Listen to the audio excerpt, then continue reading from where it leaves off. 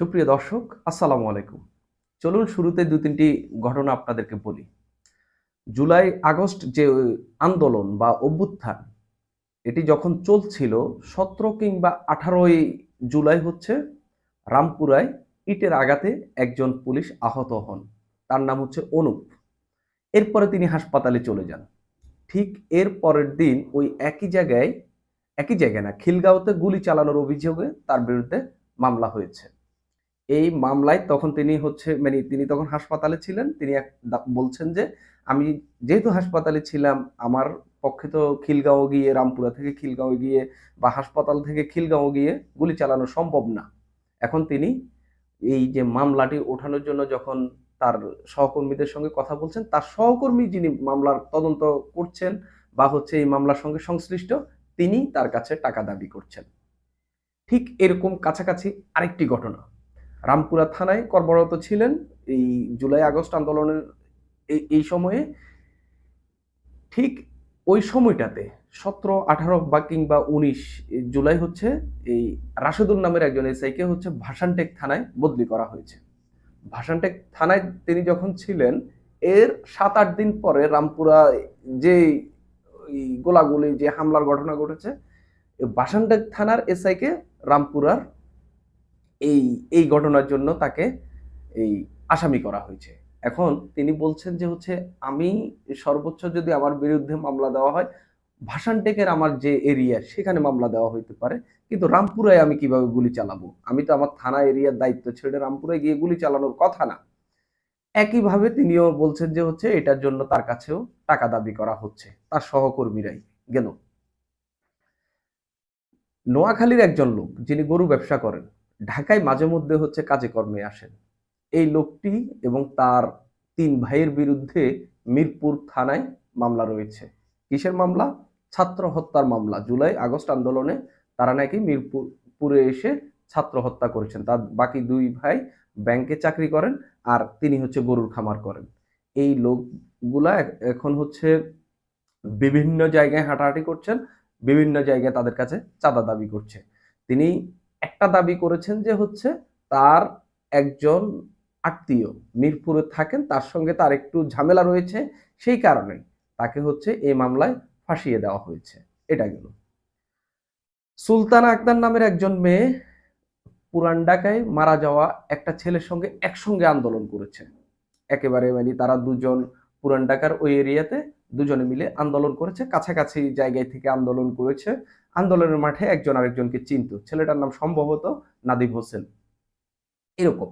তো এই আন্দোলনে জুলাই আগস্ট যে আন্দোলন, সেই আন্দোলনে ওই ছেলেটি মারা যায়।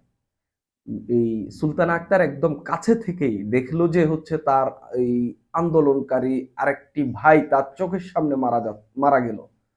ঠিক আন্দোলন শেষ হলো, শেখ হাসিনার পতন হয়ে গেল।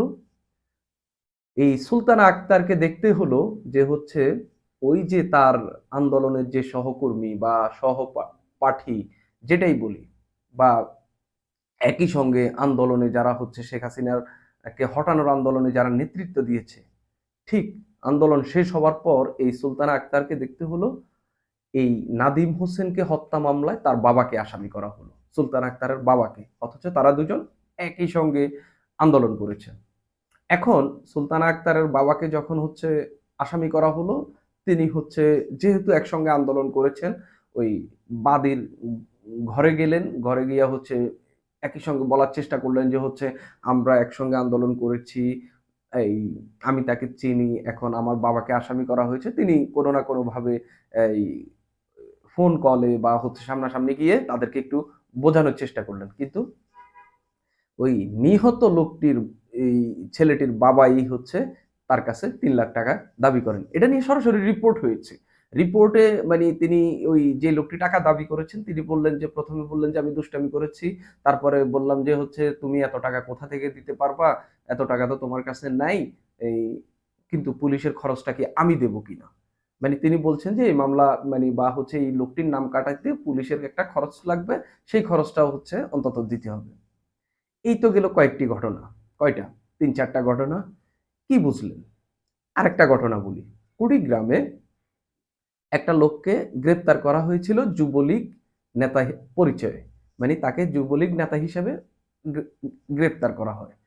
তিনি এই জুলাই আগস্ট যে আন্দোলন, সেই আন্দোলনে নাকি শিক্ষার্থীদের উপর হামলা চালিয়েছেন, এই অভিযোগে তাকে হচ্ছে প্রাথমিকভাবে কারাগারে এই মানে থানায় নিয়ে আসে।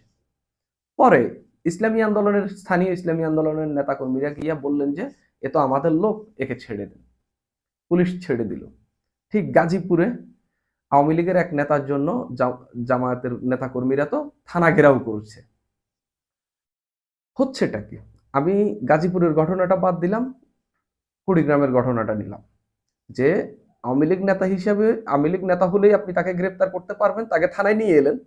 যখন সে পরিচয় দিল সে হচ্ছে ইসলামী আন্দোলনের নেতা, আরেকজন এসে বললেন হ্যাঁ এই তো আমাদের নেতা, আপনি তাকে ছেড়ে দিলেন। জাস্ট বিকজ অফ সে এখন আর আওয়ামী লীগের নেতা নয় বলে আপনি তাকে ছেড়ে দিলেন।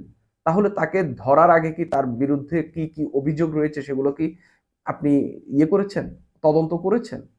তদন্তে যদি তার বিরুদ্ধে কোনো অভিযোগ পেয়ে থাকেন তাহলে তাকে গ্রেপ্তারের পর আপনি ডক্টর মোহাম্মদ ইউনূসের সুপারিশেও আপনি তাকে হচ্ছে ছাড়তে পারেন না। ইসলামী আন্দোলনের নেতাকর্মী তো অনেক দূরের কথা।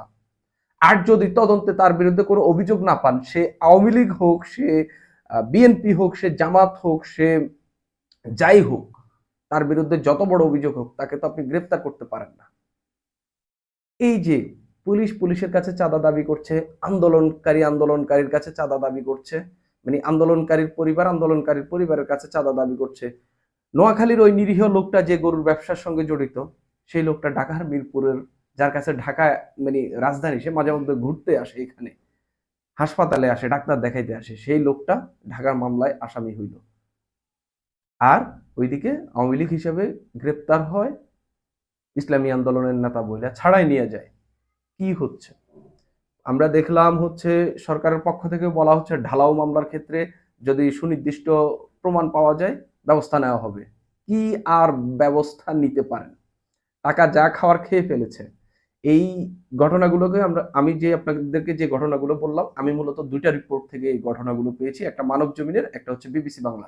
২টা রিপোর্টে স্পষ্ট করে বলা আছে যে এই যে এই শেখ হাসিনার পতনের পর এই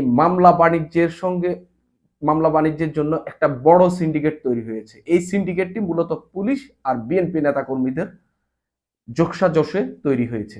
বিভিন্ন থানায় ধরেন এটা হচ্ছে অমুক বিএনপি নেতার অমুক এলাকার এই থানার পুলিশ এবং হচ্ছে এই থানা এলাকার বিএনপির নেতাদের সঙ্গে একটা তৈরি হয়েছে। তারপরে এখানে যারা নিহত হয়েছে তাদের ফুসলিয়ে এখানে এনে মামলা করে যাকে তাকে বাদী করে দিয়ে, এই আসামি করে দিয়ে, এরপরে হচ্ছে তারা ওই আসামি নাম ছুটাইতে হইলে 2 লাখ 3 লাখ 5 লাখ 7 লাখ করে নেওয়া শুরু করেছে।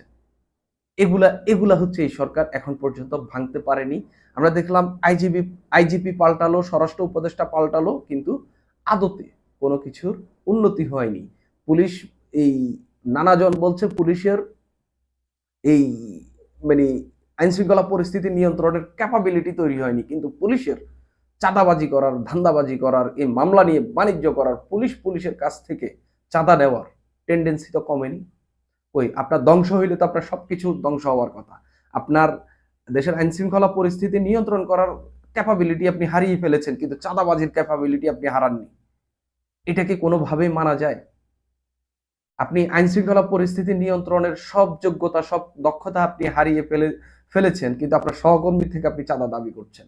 এগুলা কি কেউ বিশ্বাস করবে? কেউ বিশ্বাস করবে না।